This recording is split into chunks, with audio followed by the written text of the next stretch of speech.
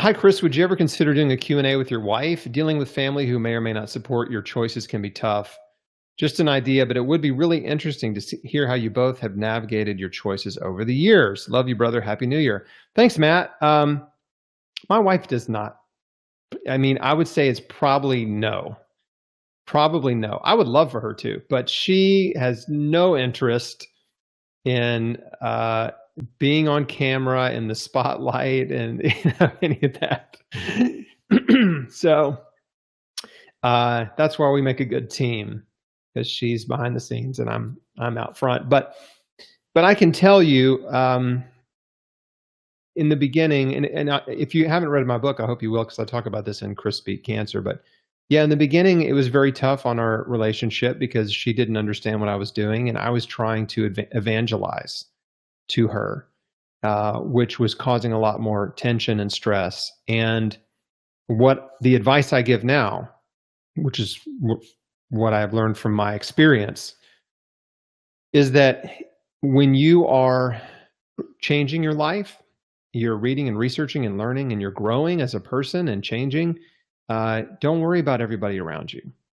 Now, the first instinct is you want everybody to learn. Come on, we all got to do this. Like, you've been red pilled, right? And you see the world differently, and you want everybody to know. You need everyone around you to know and agree and be on board. And wouldn't that be wonderful?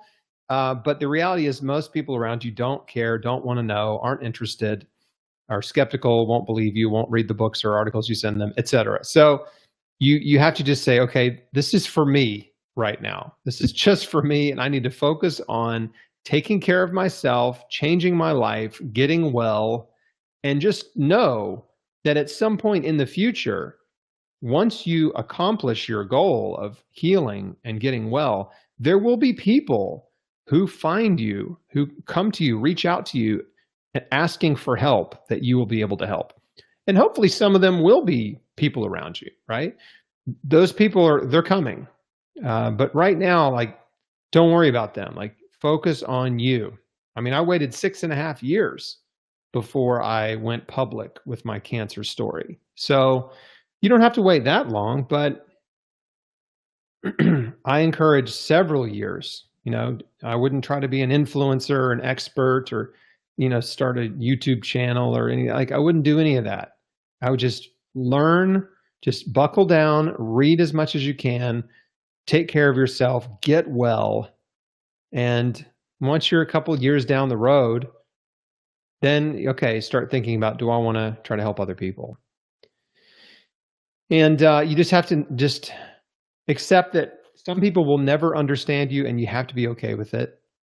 Others will, over time, understand you. And for my wife and I, it took some time. It just did. It took some time for her to kind of come around and start to understand what I was doing and start to believe in it. And, really it was the continued positive blood work and CT scans, that convinced her over time that, like, okay, he's not dying. He's not getting worse. The cancer's not coming back. I hope that's helpful to you, and I get it. It's stressful, especially when people are directly opposing you and they're trying to argue with you and talk you out of it. But most of these people, they don't know what they're talking about. I know how hard it is in the beginning when people don't understand you, but they will come around. Okay? They'll come around. Don't worry about it. People that think you're crazy right now eventually will start calling you a genius.